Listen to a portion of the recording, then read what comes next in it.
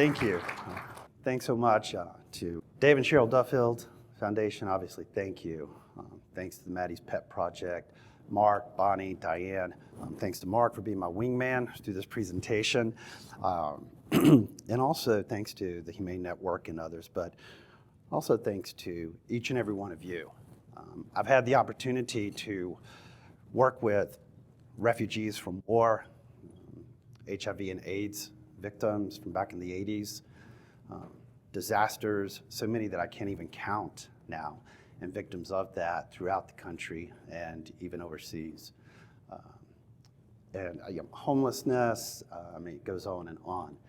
I don't think that I've ever been so proud or felt so alive when I go home at the end of the day or at the end of the night, as most of you know, from working in the field of animal welfare. And thank you. Much of what I'm going to share today is nothing that we have developed at Charleston Animal Society, but things that we have seen all of you and others develop. And we take them and we implement them. I saw this recently. Some of you may be familiar with this. Are any of you familiar with this slide? It says, always be yourself, unless you can be an animal rescuer. Then always be an animal rescuer. So thank you. Thank you for what you're doing. I consider us a family, a tribe, if you will. We share the same ethic, the same creed, and there's nothing more noble than what we share together. So I'm going to share some different themes with us today and how we present and approach things in the deep South, there in South Carolina. I think I'm going to talk about some of the challenges that we face, most of which you face also. And hopefully some of these things are ideas and notions that we have gleaned from y'all, and others are things that you might be able to benefit from us. Again, I'm not presenting as if we do things any better or worse than anyone else. I'm just sharing with you, my family, what our recipe is. And we think it tastes pretty good. Come to me, my love, rest here in my arms, and know that everything will be alright, that everything will be okay. I am here with you, I am here. Every 26 minutes, an animal in the low country needs our help. I'm Joe Elmore. I'm the CEO for Charleston Animal Society. Penelope came to us with traumatic injuries, basically crushed feet and legs, probably hit by a car or a truck. We see this every week. You are with me now, and I will hold you tight. Please give and help us save even more animals. Some of the videos that I'm going to share with you today are things that you're already doing. But we have kind of two audiences. We have an audience that responds to data, and we have an audience that responds to visuals and messaging. And they want to see the direct hands-on. They want to see us place our hands on animals. And there's a way to tell stories based on data. And data is very, very important. I'm going to talk a little bit about customizing that messaging to both audiences throughout this. So the presentation is unstoppable. Leveraging impact in relationships to transform the plight of animals. And we need both audiences. To transform that, we need focus, strategy, and determination. And many times, not only in the animal welfare world, if you will, but in the nonprofit sector, I've seen organizations and experienced organizations whose focus has really grown too wide of a spectrum to be effective at solving any particular problem. And what we're trying to do is to solve key problems and to keep ourselves dedicated to investing the resources we need to see it through the end. So the silver bullet, do I have a silver bullet to share with you today for animal welfare? Yes, I do. I have the secret. It's an open mind. And through working through animal welfare, I find that open minds, all of us who have open minds, and I know there are a lot of open minds here, otherwise Saving Nevada Pets would have never come to fruition. I think in animal welfare, and I'm going to finish up the presentation with some themes or some notions that I'm going to ask all of you to think about. Okay. So Charleston Animal Society, 145 years old. Sometimes I feel like I've been there 145 years. But it's South Carolina's first animal organization and one of the oldest in the nation. You know, the ASPCA was the second animal protection organization in the world. It was started in about 1866. And then there were a cadre of animal organizations across the country, all the way out to the West Coast, that were started typically in that 10 to 15 year time span following the ASPCA. They were all started with the same mission, and that is to protect draft animals, working horses, based on their conditions of work. It was well before there was an overpopulation of canines and felines. We frame our work somewhat into projects. The projects actually support a local movement there in Charleston. It's called No Kill, No Harm, No More. Now, South Carolina is not comprised of large cities. Our primary area of, let's say, responsibility or service delivery is Charleston County, which is about 1,000 square miles. And several, I think there's probably 16 municipalities within that. The city of Charleston is the largest city in South Carolina, a whopping 134,000 people. So South Carolina is made up really of small towns and medium-sized cities. One of our projects is No Kill Charleston. Another project is No Kill South Carolina. One of our taglines when we present this is leading Charleston, leading South Carolina, and leading the South. Some of the language that I'm using is going to demonstrate pride in our work, and we want to communicate that pride to others. They said it couldn't be done in the Southeast. They said it was impossible. But they don't know Charleston Animal Society.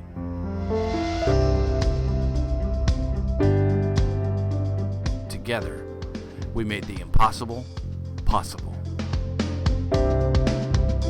Join us as we celebrate 5 years of No Kill Charleston this Sunday at the School of the Arts from 2 to 4 p.m. in North Charleston.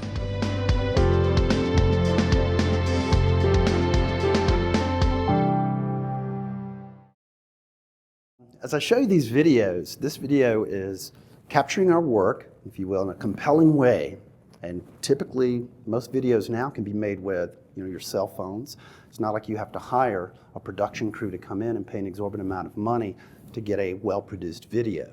And I'm sure there are lots of folks in every community that can put these videos together. They just need what we call B-roll, plenty of filming that you can do on an everyday basis in your rescue organization or your shelter, because we need to communicate this phenomenal work that we do to everybody in our community.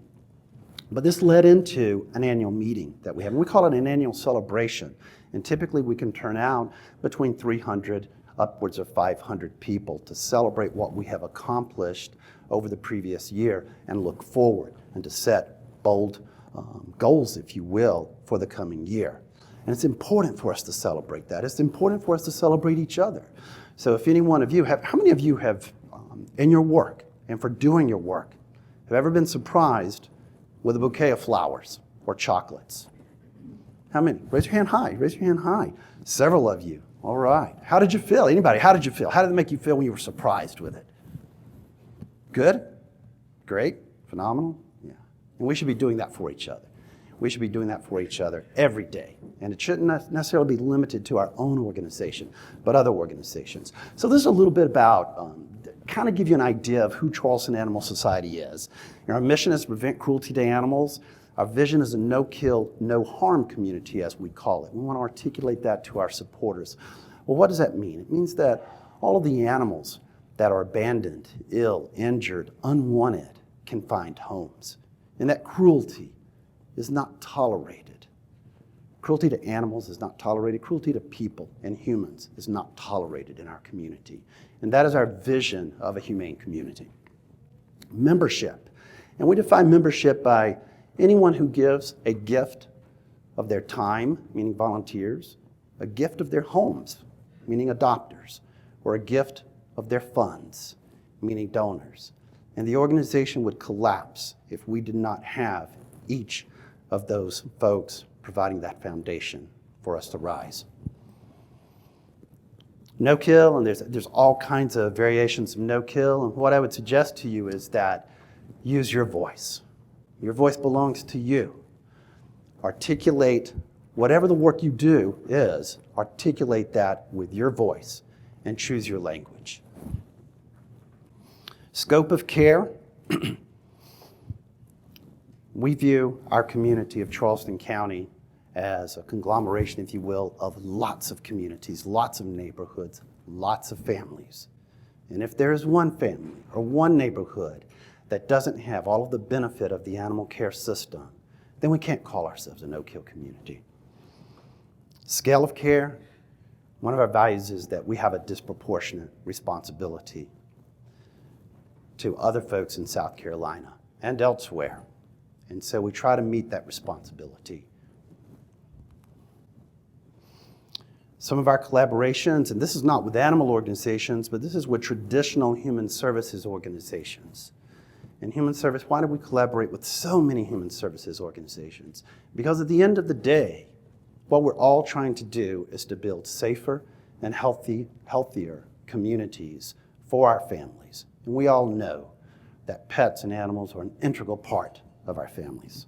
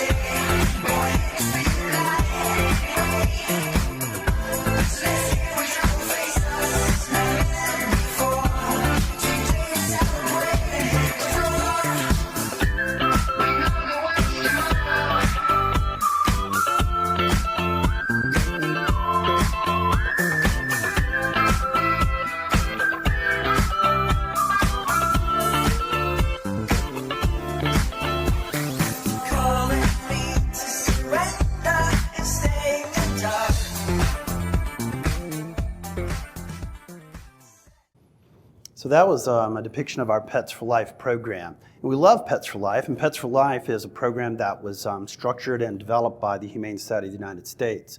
We all need to understand that outreach is something that we've been doing for a very long time. In fact, our oldest program of outreach is humane education, which we started, I think, somewhere between 20 and 25 years ago.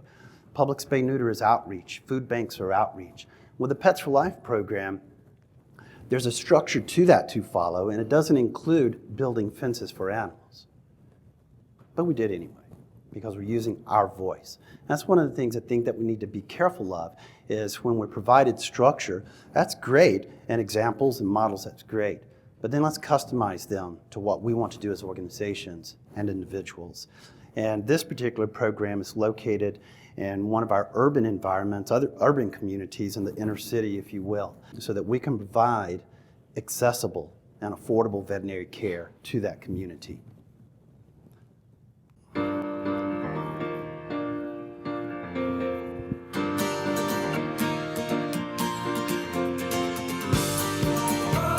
What do you think of Helping Hands for Rural Paws? I think it's amazing. Very, very grateful. Thank you. So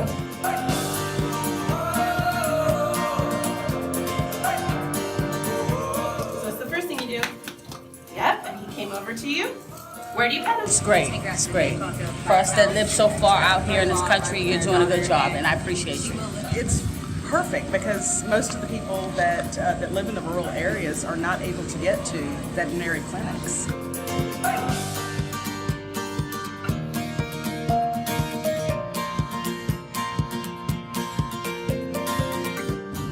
Mrs. Smokey Robinson and Mrs. Hazel Chapman. And why are you out here? Well, to get them shots. They're little babies, they need their shots now. It's great, it's wonderful, we love it. I found out they're doing spay and neuter also, so I'm signing up my son's hunting dogs. This is great.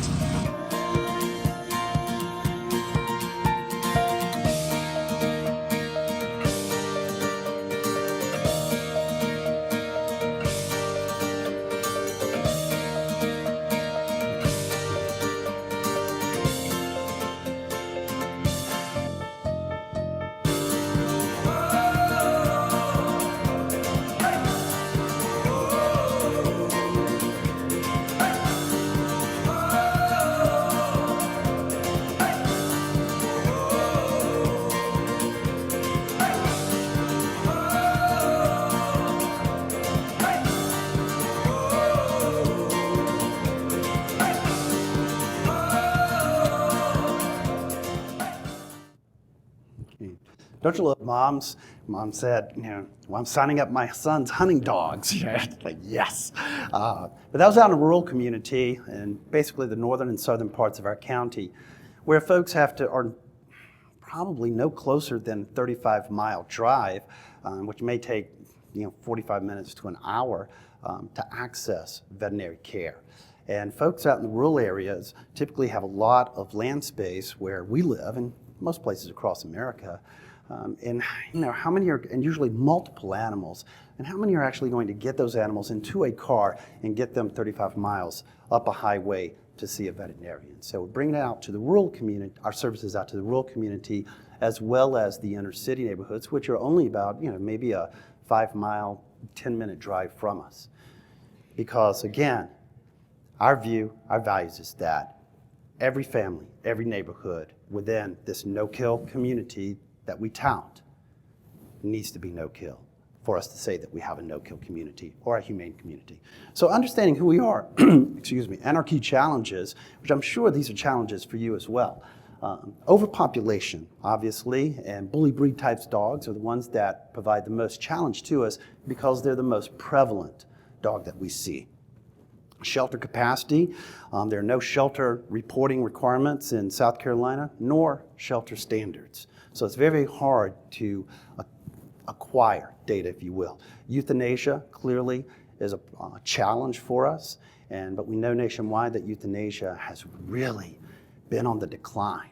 And for so much of this work that we get caught up in as we look into the eyes of these adorable, precious creatures, is that we are winning this. And I talked with Kate Hurley. I'm so honored that I'm opening for Kate. Is that we are winning this. I mean, look at that. I mean, we are winning this, and that builds confidence. So heartworms in the Deep South are prevalent. It's expensive. Typically, it costs anywhere from about $700 to $1,000 for folks to treat heartworms, and that goes the same for shelters. And we're in a rural state, and there's not a lot of financial resources for shelters and rescue organizations. So on top of spaying and neutering the animals, along with treating so many of them for heartworm, we're really struggling, particularly the smaller shelters and rescues, with saving these animals, just financially. Accessible veterinary and affordable care, and this is a problem nationwide. It's not only in the veterinary profession, but it's also in other professional professions, if you will, whether it's physicians, accountants, electricians, plumbers. I don't know about attorneys. It seems like there's an abundance of attorneys everywhere, but anyway, if any of you are attorneys, I apologize. But so many are moving to the population centers, and with our rural outreach program, our premise to test is how far out into the rural areas geographically can we support affordable veterinary and accessible veterinary care and support it from the population center, because we're not going to support it in the rural community itself financially. So that's what we're testing. Disasters, disasters. So another 10 days, hurricane season opens for us. And in the Charleston area, the low country area as we call it, or along the coast, the last 4 years we've had 4 presidentially declared disasters, and we're tired. Charleston Animal Society is the lead organization, animal organization in the state. In fact, it's the only animal organization in the statewide disaster response plan for relief and response, particularly with hurricanes. So 4 years in a row, that's a pretty good trend. We're prepared. We're prepped up for this year, even though hurricane season will start in 10 days. Typically, it's mid-August through about September when we really suffer those things. As you can see, the map on this particular slide is from not 2018, but 2017, and that's when we were really clobbered in the southeast by let me see, we had Irma, we had Maria, and then obviously in Houston, Harvey hit. And as Harvey hit Houston, that just really was so devastating. And back in the day, I mean, I was worked for the ASPCA, and I headed up our long-term recovery in Mississippi for the Hurricane Katrina response. And that was the long-term organizational recovery of those shelters down there. Katrina came into Mississippi, that's where it came ashore. And Harvey was even much more devastating. So that really depleted the nation's resources. And then we had this unwelcome visitor called Irma. And Irma, as you watch these things come off the coast of Africa and across the Atlantic and through the Caribbean, it's really a guessing game at where they're going to go. And so we thought it was going to go and hit South Florida, Central Florida, and deployed our folks down to Daytona Beach, evacuated those animals up, and then it started veering northwards towards the Carolinas. So, what do? Do we evacuate them back down to Florida? We couldn't do that. It didn't make any sense. And then she actually came around Florida and came in through Tampa and that way and hit us from behind. And what happens is the hurricanes cause so much flooding, and there's so many shelters that are in low-lying areas because, as we all know, shelters and rescues, we don't get prime real estate. High ground, Charleston Animal Society is fortunate that it is on high ground. And so we deploy our folks out. So we deployed staff to Harvey. We did a lot of rescues across the low country of South Carolina, if you will. But more importantly, the national organizations were exhausted after Harvey and working Harvey. ASPCA, HSUS, and others were literally, exhausted from working that and didn't have the resources to come over. So going down into Florida, which is one of our most populous states in the country, the ASPCA, HSUS, and others sort of focused on that Interstate 75 corridor going down to the Gulf Coast of Florida. And that left Interstate 95 corridor open. What had happened the previous year is that the hurricanes destroyed much of the dunes and barrier islands along north central Florida, so they didn't have a natural barrier, and all of that flooded. Especially down around Alachua County, which is, many of you know Dr. Julie Levy. That's her area, so to speak. And so the Interstate 95 corridor was left open, vulnerable, and we tended to focus on that and just pull out animals from those flooded areas, and then on up into the Midwest, the Northeast, New England, the Mid-Atlantic states for eventual rescue. And God, when we come together, there's just nothing like it, the power that we have when we come together like we do in disasters, because we can save so many animals. I spent too long on that slide. Let me back up. So animal cruelty laws and enforcement. Our overall rank in South Carolina is typically the bottom 10, yeehaw, right? And that's by both the Animal Legal Defense Fund as well as HSUS in ranking. So in the bottom tier of that makes it hard for fighting animal cruelty, certainly. And I think those are typically the types of issues that probably many of you face out here. For over 143 years, Charleston Animal Society has been preventing cruelty to animals. And what that means is that it's been making our community and our neighborhoods safer and healthier for families to raise not only their children, but their pets. And the overwhelming majority of us truly believe that our pets are our family.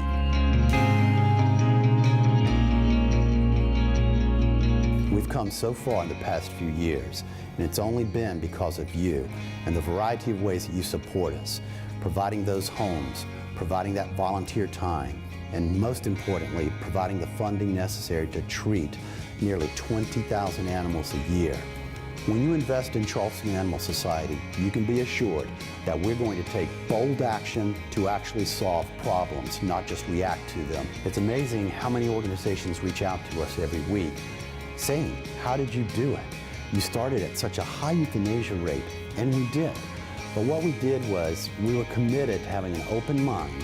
We were committed to pursuing best practices, those that are data-driven, those that are research-based, and changing the whole paradigm, because what we were doing and what so many communities across the nation have been doing was just not working. It just wasn't effective. And if we didn't have the relationship with you, we would never have been able to take those risks. And we tried everything that we could to save these animals, and it has brought us to where we are today. And that is an incredible life-saving machine that has become a model, not only for our region, but for the entire country.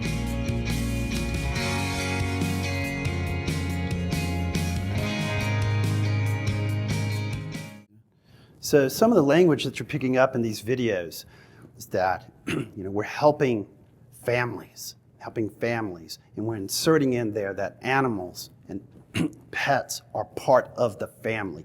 And so our constituency, which is an ever-growing constituency, and the general public, if you will, are hearing that over and over again, that animals are part of our family.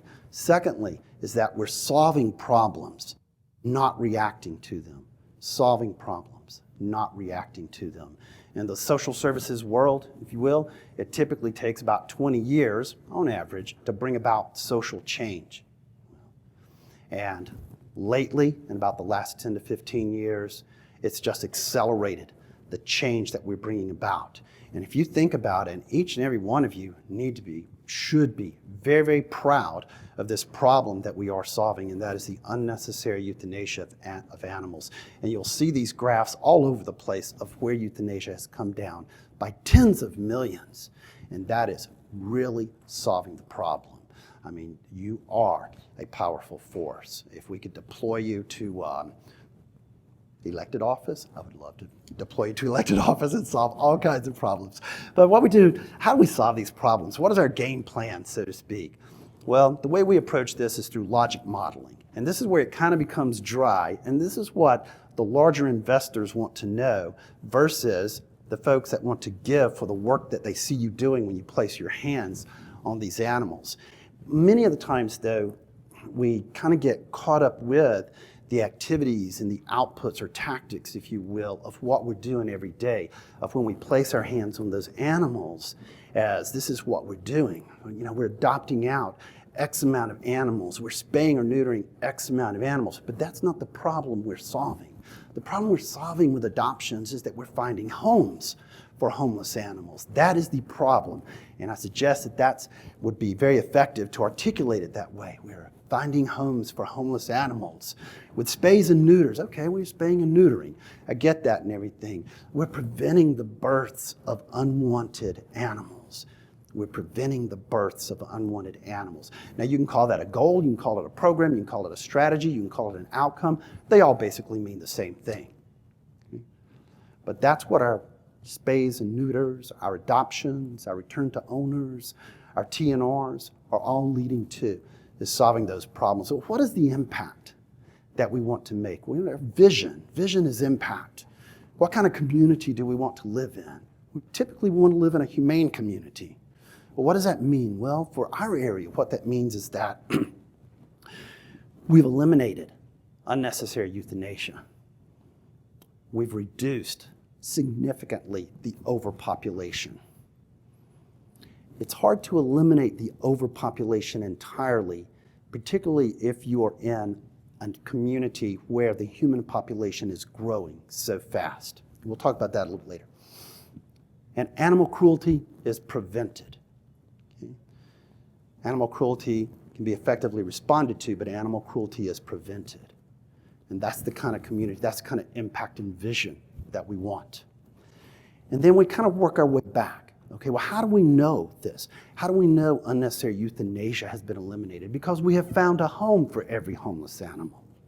Okay, whether that's through adoption, whether that's through a transfer to another life-saving organization locally or out of the area, whether that is through a return to owner, we have found a home for that homeless animal. That is the problem that has been solved.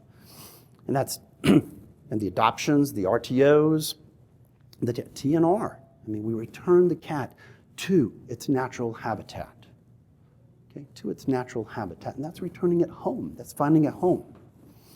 Now we go on down through here, and I could spend all day on this, but when we look at sustaining, a thriving organization and governing an organization successfully, and our logic model just continues and continues, but it is a game plan, and we're always adjusting that game plan, if you will. And this is what the larger investors in your organizations want to know. And it doesn't matter whether you have a $5,000 annual budget or a $5 million annual budget. Large investors, meaning individuals, et cetera, want to know the plan. In fact, we know that 85% of contributions come from individuals. 85%. Only about 5% come from businesses. Only about 5%. And then about 10% comes from grants, okay, bequests, and those types of gifts are in the individual contributions. To this day, 30 years in the nonprofit world, I've never seen a company leave a bequest to an organization. So I've already really talked about this, sort of the difference, if you will, between the activities and outputs.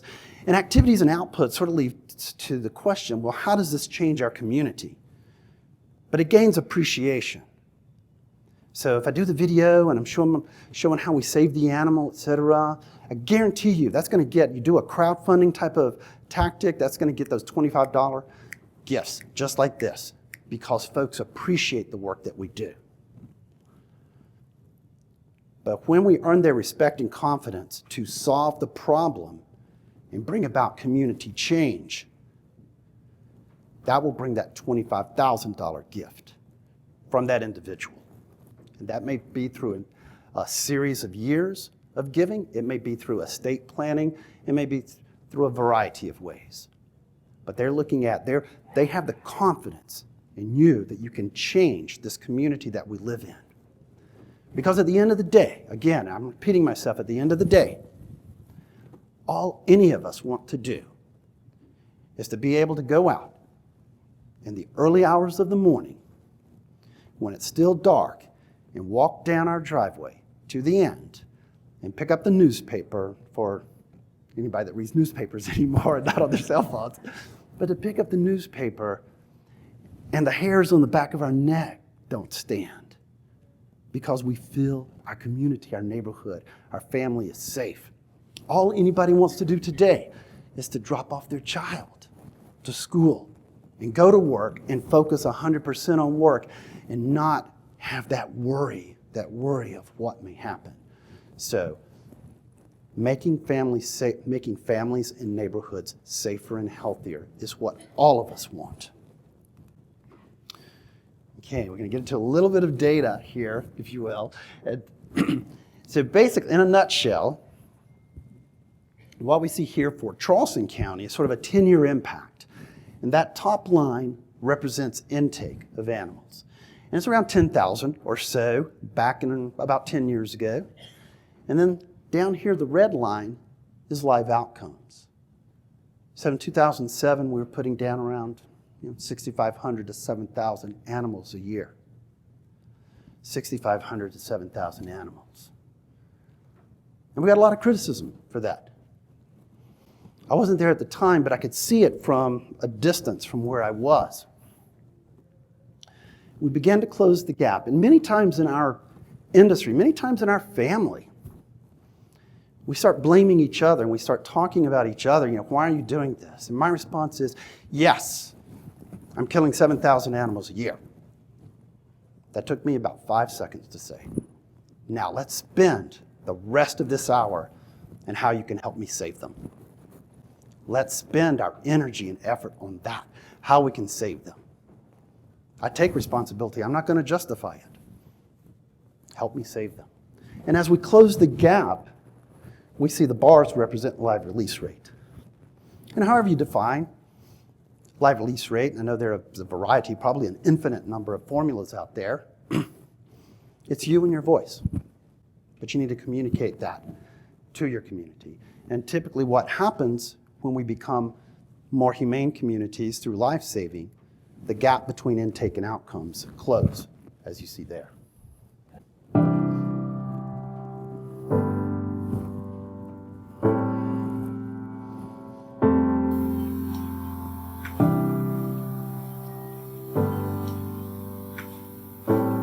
So can you explain what we're seeing here? So these babies have come out of surgery and they've either been spayed or neutered, and because of their background, they're kind of in dire straits.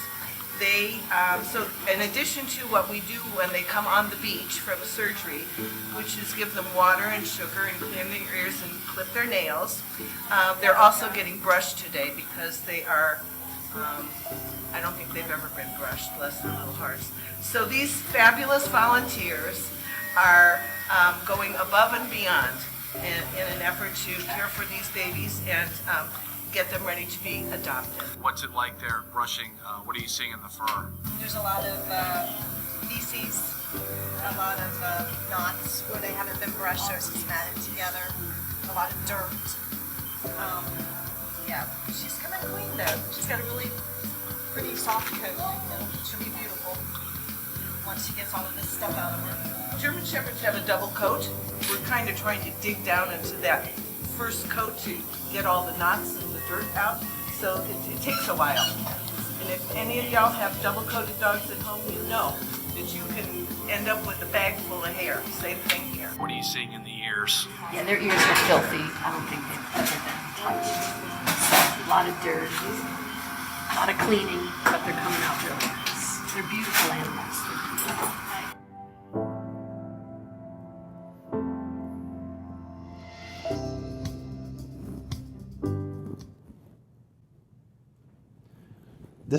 These are our volunteers, and without our volunteers, we could not have assisted in this rescue operation. So coming into this year, 2019, it was on January 2nd, I believe it's January 2nd, we get a call from HSUS.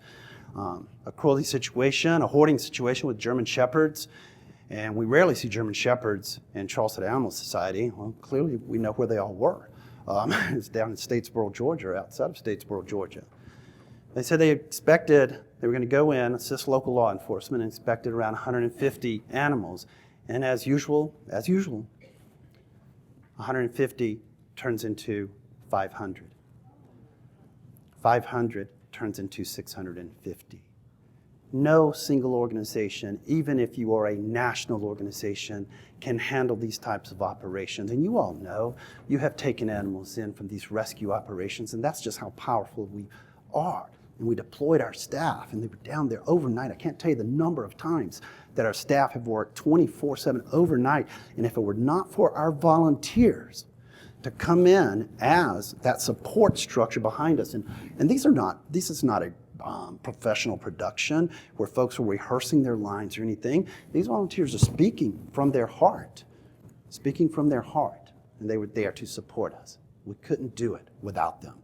So what I'm suggesting is that we recognize, who our family is, who's critical to us, and we really tout and promote their roles and their importance as well. This is all volunteers. This is not about staff. This is about the volunteers doing the life-saving, everything. We treat our volunteers with respect and appreciation and for the work that they do, and they will be our strongest supporters, both in their time and their homes, and with their dollars. back to fun data. So, one of the things I see is that we look at data and we typically look at it in a single dimension of, what is our intake? Is our intake decreasing or our adoptions increasing? And we're really only looking at outputs and not whether we are solving the problem. And as we know from the American Veterinary Medical Association, is that, and that's a pretty high authority, okay? The AVMA, the thing is that canine and feline population growth typically will be proportional to human population growth. And until Kate Hurley tells me different, I'll go along with that. And if Kate says it's different, then I'll go along with Kate. As you can see, let's say a baseline of around 2008 here. You can see the purple line there. Well, that's cat intake. The green and reds, those are total intake, dog intake, etc. And then we kind of play around with data and analyze it, and we have an adjusted intake where we take out transfers in and adoption returns so that it gives us a clearer picture of what's going on. And as you can see, from about 2008 to about 2011 or so, sure enough, the dogs and cats were paralleling this population growth in Charleston County, where we went from somewhere around 350,000 to 400,000 in just a few years. And this is a small city. And that's a lot. That is a really accelerated growth. So when we look at canine and feline population growth per capita and see at about 2012 or so, it starts to decrease. That is solving the problem, but yet the human population continues to skyrocket. And that's what the larger investors want to know.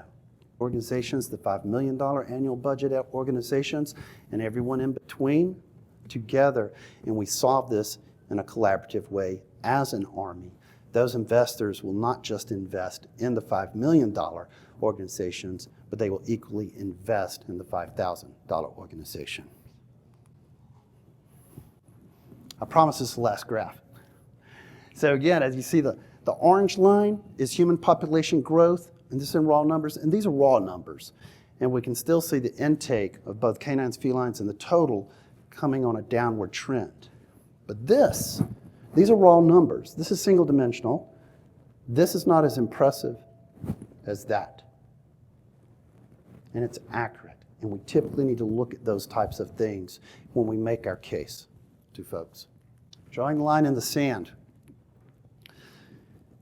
Usually, each and every one of us has that tipping point in our organizations of where we're drowning and we finally get up for air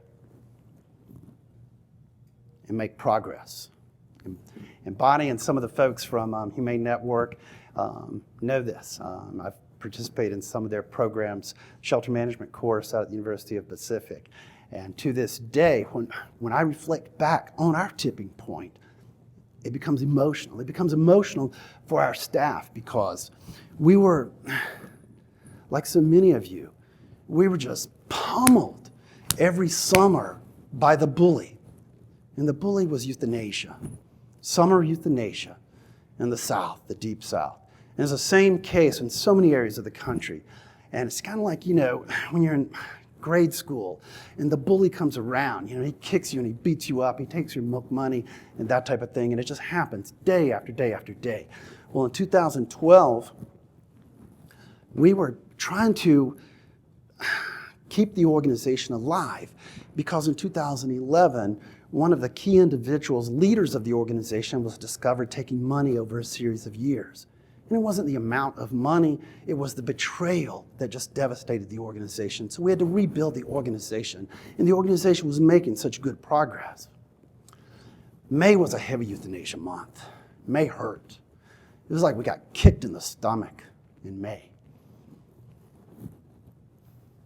This is 2012. This is 7 years ago.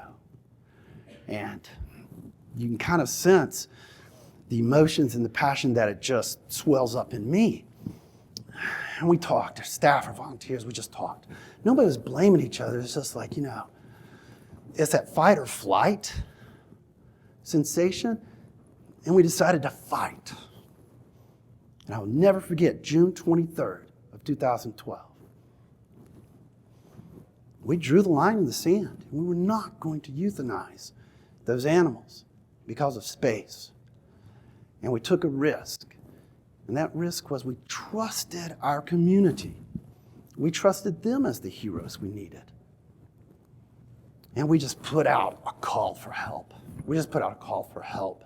Just please, and we didn't threaten them, but we didn't threaten them. We have never threatened anyone with, well, if you don't come in and adopt this animal, we are going to put this animal down. So we are overwhelmed, we're drowning, and we need help. And we fought. And the community came in, and they adopted every animal. Every animal. And we emptied the shelter. And that was like punching that bully in the nose. I'm keeping my milk money. You're not going to kick the sand in my face. I'm keeping it, and I'm never giving it to you again. And our staff and our volunteers developed that confidence. Our staff, I think it was young staff and volunteers, they were up to like 1 or 2 o'clock in the morning at the shelter, and dancing and playing music and all that kind of stuff. And us old timers were like, okay, we're tired. We need to go home. Where's the coffee? It was but the confidence it gave and the belief, it was just like the understanding that the community believed in them and we believed in each other. And never again have we gone back. That was our tipping point. And that's what we're trying to share with our brothers and sisters across South Carolina in the Deep South. History was made in the Low Country as hundreds of homeless animals were adopted over the weekend. Good evening, everyone. It did more than just topple expectations.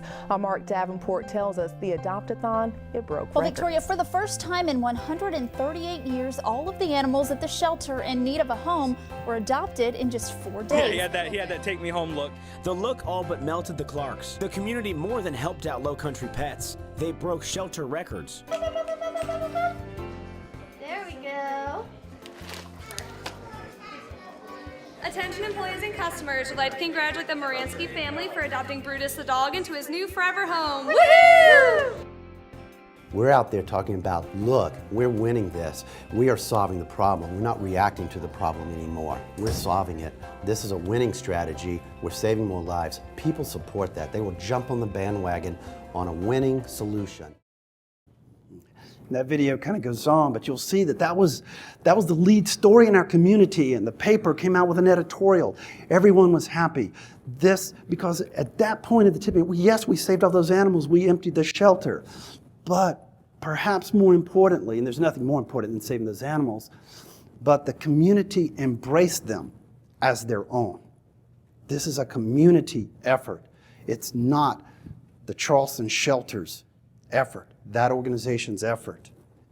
They belong. This problem belongs to the community, just like homelessness belongs to the community. It doesn't belong to any one homeless shelter. So what we do is complicated yet simple. What we're trying to do is to solve a problem by reducing the population of not one species of animal, but 2 species of animals. And if you ever talk with anybody in wildlife management about controlling or managing population of a species, it is complicated and hard, much less 2 species. The simple part is, it takes cash flow to make animals flow. If we have high euthanasia rates and the animals are not flowing in the direction that we would like, the cash is not going to come in. It's a double-edged sword. But to get those animals flowing out, we need cash flow. And that's why I'm sharing with you a number of these videos, which are relatively inexpensive to make. Some of them are. We've had professionals, consultants, doctor them up and that type of thing.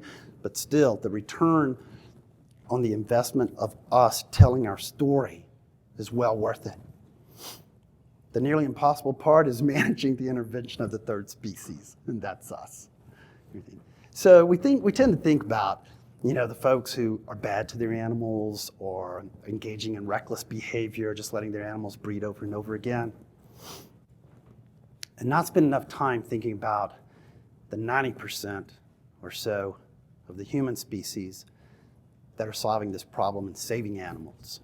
Our shelter holds, in the physical plant, probably about 230 animals, depending on litters, about 230 animals. At any given time, we may have, particularly in the warmer months, 1,200 animals in our system of care. But our shelter only holds 230. We can put about 600 animals in foster homes, in a foster network. Well, can I make the argument that we need another shelter, a bigger shelter? Sure, I can make that argument. Shelters nowadays, you're looking at about $20 million to build.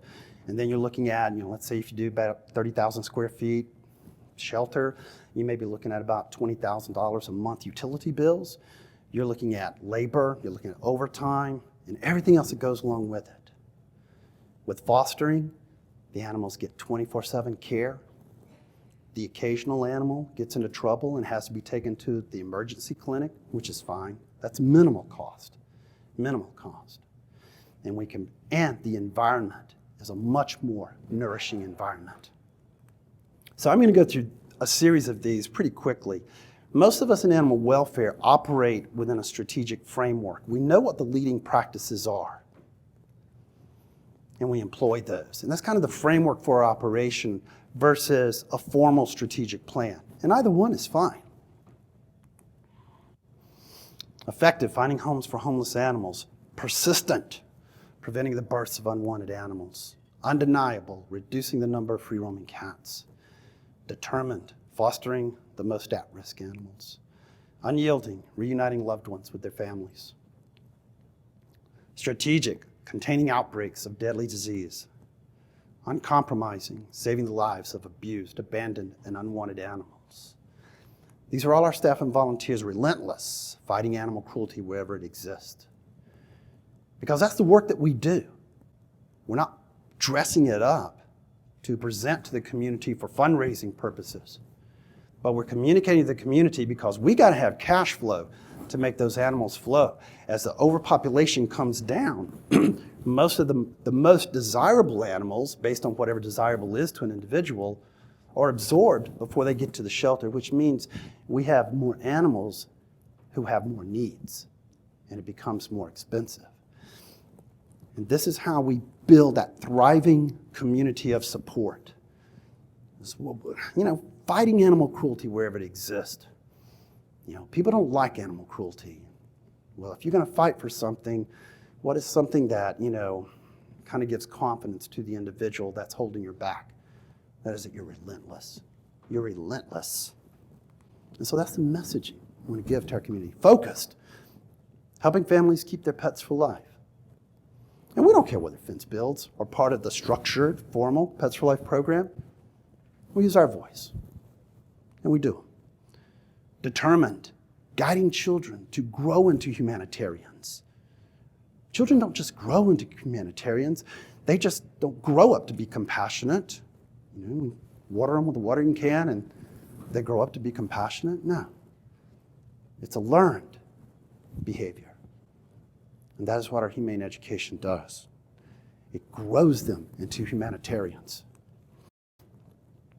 Unstoppable, helping others evacuate from harm's way. Back when we sort of adopted this 10-point plan, if you will, so that we could focus on how our game plan and then articulate that to the community, we really didn't have the 11th point in there. But after 4 years of those presidentially declared disasters, we threw the 11th one in there. And then in our annual reports, we used to have an annual report that was a little booklet. And there's a lot of information, but society is bombarded with so much information now that, keep it succinct, keep it brief so that I can digest it. Well, what is it that we do? We eliminate euthanasia. We reduce overpopulation and we prevent cruelty. They came to us in wheelbarrows and none were turned away. So one is a little bit more strategic and exactly focused on the problems we do. The other messaging is they came to us in wheelbarrows. Did we have a surplus? And we put our financials there. Did we have a surplus last year? The year before? Yes, we did. And this is what I share with folks. And we debate this sometimes. Should we take some of these numbers out there because you get a bequest in there and it kind of skews your dollars and that type of thing? We used to be a $2 million organization. Now we're about a $7.5 million annual organization or so. And this is what I say, and this is what I say to our staff. When it comes to saving animals, I will never apologize for our success. Never. Okay, so No Kill South Carolina, in a report. We launched No Kill Charleston 2015 as a project in 2013. And we thought, well, 2012, we were operating with about a 75% live release rate. And we kind of in that 70 range. And I'll tell you, after June 23rd of 2012, we were ready to topple the world. I started to say something else that we say in the South, but I'm on video, so I chose my words carefully there, which I typically not do. And I remember at the annual meeting we said, is launching No Kill South Carolina too much for our plate? Yeah, it is. But how can we turn our eye to thousands and thousands of animals that are dying when we know we can make some level of impact? And so we launched No Kill South Carolina. And we went ahead and launched this. I don't advise launching initiatives without identifying the funding source first, but we did it.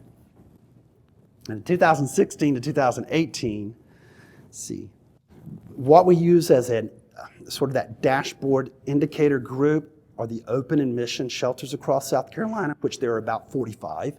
And we collect their data, we meet with them. So in that 2-year period of time, 18,590 fewer lives were lost. 9,806 fewer intakes occurred. We were working together.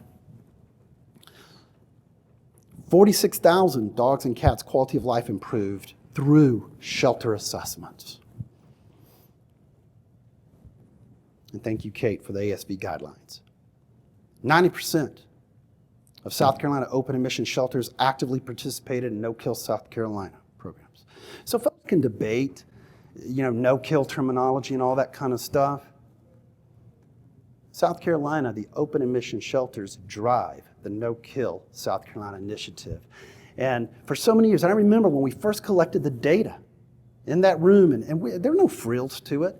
We meet at a Days Inn in the middle of the state, in the Midlands, as we call it. It's not fancy. I think we bring in Subway sandwiches or something like that. And we all get together and we meet. And we had accumulated the data. And this is the adverse impact of not tracking data, is that the overwhelming majority of the group of open and mission shelters thought that they were 80 yards from the end zone.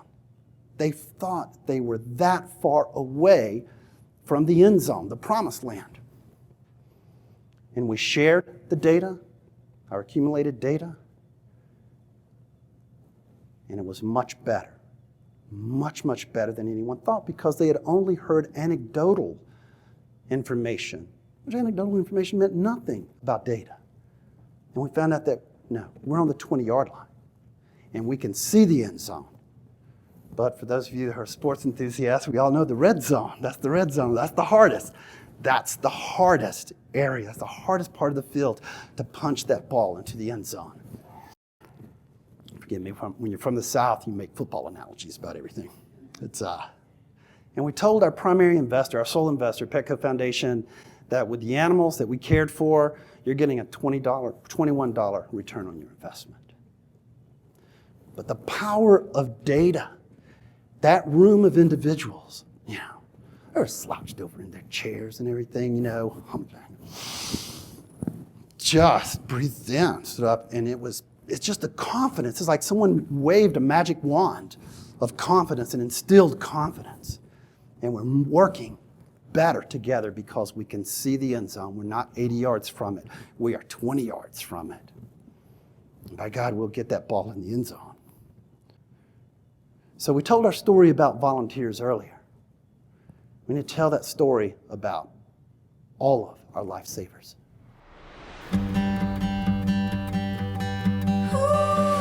I was working at the Charleston Animal Society Chili Cook-Off last November and had gotten there early to get set up. I went to go see the dogs that were brought to the event with no intention of adopting one. Then I saw Chloe, a 2-year-old yellow lab, sitting in her crate. She looked a little spooked by everything going on, but she stole my heart. I sent a couple pictures to my 23-year-old son, Zach, who was living with me. And of course he said, "Dad, you have to bring her home." Zach was raised with labs. I had several while he was growing up, but it had been almost 10 years since my last one passed away. I knew immediately that I wanted to give her a good home. Chloe was nervous at first, but warmed up to us pretty quickly, and we both loved her dearly.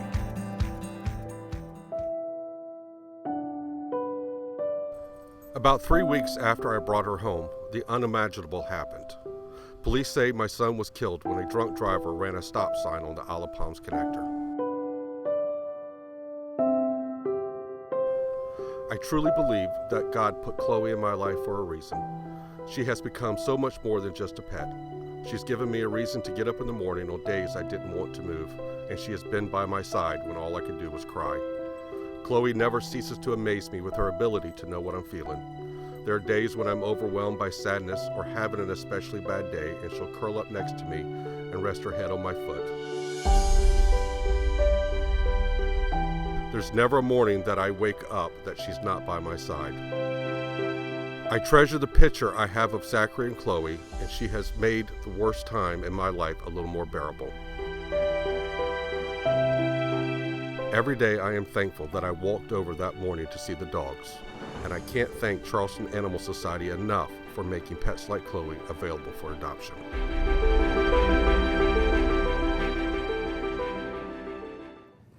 So these videos also, at times, will go viral. And that's what you want. All of us want these things to go viral, to show our nation, the incredible power of this human-animal bond in all situations, the incredible power of compassion. Well, we as organizations don't have the reach that so many do. And none of these stories are anything that you haven't done. And that's why I'm so proud to be part of your family. So just in the last couple of months, and I don't know, our staff comes to me sometimes and they said there's a hot country band that's going to be in town, and we're going to reach out to them and everything. Of Dan and Shay. I didn't know who Dan and Shay was. They say country. I thought country for me is like George Jones and Merle Haggard and Tammy Wynette and Patsy Cline. And so Dan and Shay, they don't even look like my perception of country, but they are popular, and they have won all kinds of awards. And they just came in town for a brief concert performance. They got a heck of a lot larger reach than we do. What's up, y'all? We are Dan and Shay. We are hanging here with these really, really cute puppies on behalf of our friends at Charleston Animal Society. We want to encourage you to do something that is very, very close to our hearts. If you're looking for a new family member or a new friend, we encourage you to adopt, don't shop. There are plenty of puppies out there who need homes, dogs of all shapes and sizes. Charleston Animal Society, absolutely incredible people. We're Dan and Shay. We love you guys. See you soon. Say bye. Say love me. If you'd like to see more of our videos, subscribe to our YouTube channel. Last month, we had a situation where the fire department got a call, and there was a dog trapped in a ravine or under a sewer type line or something along that line, under some rocks, not deep into the earth, but basically, firefighter just needs to get in there and pull them out. Firefighter could have, the fire department could have deferred that to someone else and everything. I imagine these kinds of stories happen in each and every one of your communities. Someone, a public servant, a first responder, rescues an animal. How many first responders have we seen rescue animals? Yeah, first responders rescue animals all the time. But we captured it, we did our little thing with the video, and and there are different techniques and everything to try to make it go viral. It showed up on NBC Today Show, Morning Boost, last month, and we weren't satisfied with that. That's morning. What kind of audience across the nation do you have in the mornings? So we also, and much of this is luck, but you kind of make your luck too. Then it showed up on ABC World News and the evening news, which was even bigger audience, that type of thing. And that's just last month. So getting our message and getting these life-saving stories out there are incredibly important. These life-saving stories are certainly not unique to Charleston Animal Society, but they are unique to this group. Most honored charity in South Carolina out of 22,000, 7 years in a row now. And this is hard. This is hard work. But it earns credibility, and it earns the trust of investors. They know what you're doing, and they're confident that you can do the work. They want to ensure that their dollars are utilized efficiently and effectively. And each of us can do these. Charity Navigator, the largest national watchdog, if you will, for charities, and that's they only analyze, if you will, organizations with $1 million budgets because there's so many nonprofits. And we could go out there during lunch and fill out some paperwork and start our own 501c3. That's how easy it is to start a nonprofit. And few states really regulate or provide oversight to nonprofits the way that they should. Great Nonprofits, which is tied to the GuideStar Seal of Transparency. That's pretty easy. I believe that the Great Nonprofits, you need 10 new reviews. I think in a current phase of that, GuideStar Seal of Transparency, the Platinum Seal, that's the highest. Better Business Bureau, A+ rating. The American Animal Hospital Association became the first combined shelter clinic to attain that. Only 12% of veterinary hospitals or clinics across the nation have attained this. This is the vanguard. This is where they come in, and to ensure disease prevention doesn't happen, they come in with the white gloves and they go up on top of your cages and everything, look through your protocols like crazy. And then there's some other local awards. So what I want to leave you with and ask you to consider is to unleash our minds. There are a lot of best practices out there. And they're like, can you imagine, do you remember the day when we just accepted tens of millions of euthanasias in our nation? And someone decided to start questioning that. Or back 150 years ago, when we've all seen that sketch of the dogs being euthanized in New York in the Hudson River in the cargo net. Someone questioned that. Henry Bird questioned horse being whipped as it carried or drew a carriage. Question everything. Question no-kill, trap, neuter, return, fee-waived adoptions, breed-specific legislation, animal rights, animal advocacy. Question mergers and acquisitions and fundraising, explore them. But what I'd plead with you to do is not to attack anyone. Question everything, attack no one. Because we are stronger together. You're broken down and tired of living life on the merry-go-round, and you can't find a fighter, but I see it in you, so we gon' walk it out.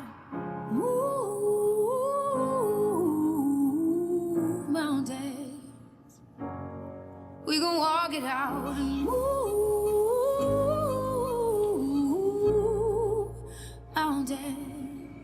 And I'll rise like the day. I'll rise unafraid. I'll rise up, and I do it 1,000 times again. We've come so far in the past few years, and it's only been because of you and the variety of ways that you support us, providing those homes, providing that volunteer time, and most importantly, providing the funding necessary to treat nearly 20,000 animals a year. All we need is hope, and for that we have each other, and for that we have each other.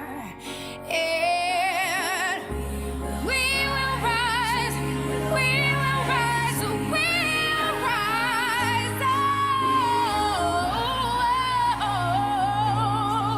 We'll rise, and we'll rise up.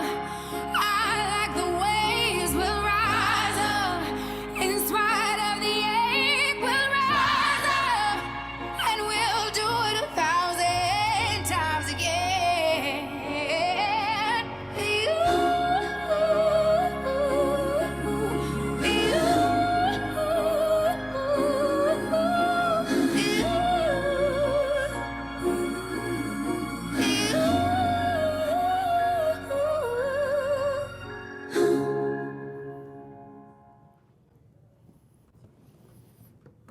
all we have is each other. That's all we have is each other. And lastly, I want to thank Maddie's. I want to thank the Nevada Saves Pets. I want to thank everything that each and every one of you do. Once again, I am so proud and so honored to be a member of your family, to share this creed, this ethic of saving lives. You are so noble. You're so noble. If there's anything that I can ever do for you, or that the organization that I represent, Charleston Animal Society, can do for you, please don't hesitate to reach out to us. Thank you.